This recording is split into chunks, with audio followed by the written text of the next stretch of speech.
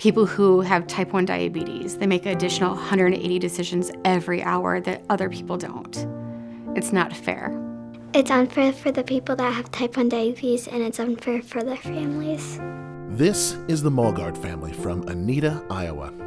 Mom Aubrey, Dad Peter, oldest daughter Nissa, son Grayson, son Benton, and the youngest child, Elin. Elin is in a battle with T1D that is not quite like common stories of the past.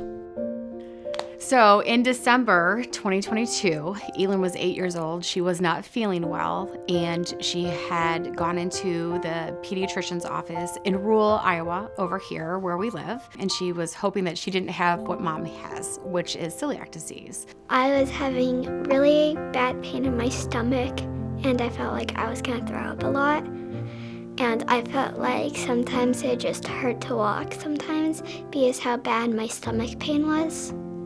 I was scared for her because I mostly didn't know what was happening, and I wasn't sure if she was going to have to be in the hospital for a long time, or if she was going to just have the flu and get over it in a few days. We had asked if they would do a screening for celiac disease and some additional labs, and they did that, found out that she had celiac disease. My history with diabetes is I'm actually a diabetes nurse practitioner, so my whole life has been surrounded by diabetes. I also grew up with a family history of type 1 diabetes. My mom has type 1 diabetes. I know that there's a direct correlation between type 1 diabetes and celiac disease. And so as that was there, I had asked the pediatrician to run some additional antibodies. The screening piece is the largest obstacle that we have now, because you need to have your physician buy into it, and Aubrey, being in that's her world, she understands all that, but we had to fight with her pediatrician until we went to Children's to get the screening done. When I was in clinic, I was in the middle of clinic, I was getting ready to see my patients, and I got a MyChart message over the computer that my daughter had tested positive for a marker for diabetes. A zinc transporter was positive. So as I sat in the middle of clinic, and I looked at my nurse, Annie, and I said, "You have to give me a minute." So I sat there and I paused. I called my husband and I told him exactly what was going on. And then I looked over at one of my endocrine partners. My endocrine partner said, "I'll order the labs." He ordered them. Those labs took 14 days, so we now had a delay in care. We needed those labs before we could get into endocrinology. We need to do something. We have to act. We have to move. We cannot stop. She had the small window of opportunity. But additional screening revealed Elin did indeed have a second marker.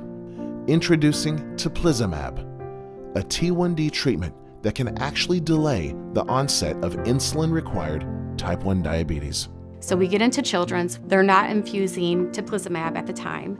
And so they're moving heaven and earth to find places for us just to actually treat with teplizumab. So it was either Kansas City or it was Sanford, South Dakota. And the following week, my husband, myself, and my daughter made the 8-hour round trip to Sanford to get into the panel so we could see if we could qualify for teplizumab, and we did. If I think about treating or having a patient who is 10 years old and gets diabetes, and you can maybe delay it till they're 13, 14, 15, what does that mean developmentally to these kids? It's huge. It's a huge deal. Incredible what it does for the families. And as we got approved for everything, we went up to Sanford. Elin and I made the trek, 4 hours there. We lived at the Ronald McDonald House. She went in on April 3rd. She has an infusion for 14 days in a row, 30 minutes a day, in and out. And we did that for 14 days.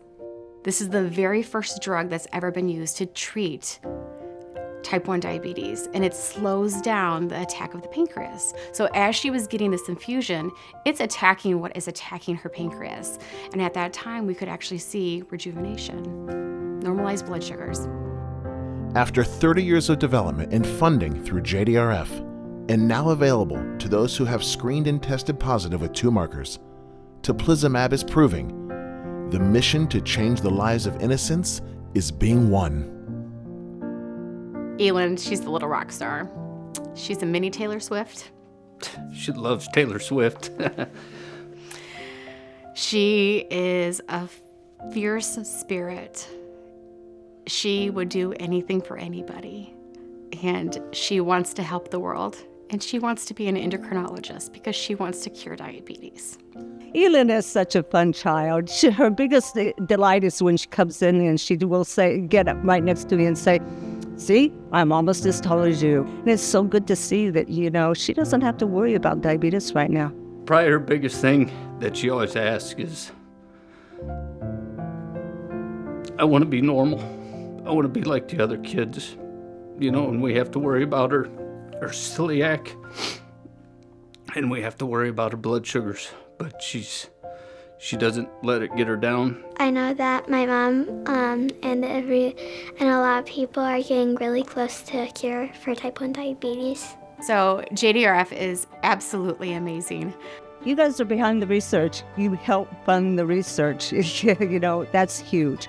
That's what helps programs become available to these families. It helps with the research of getting to yield and all of the research that we've seen over the last 40 years. To have people that you don't know give money to JDRF, and then they can give money to the people that are doing the research. The support that you get from JDRF.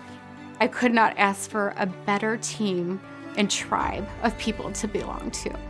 We're so grateful for JDRF because we know they're going to find a cure.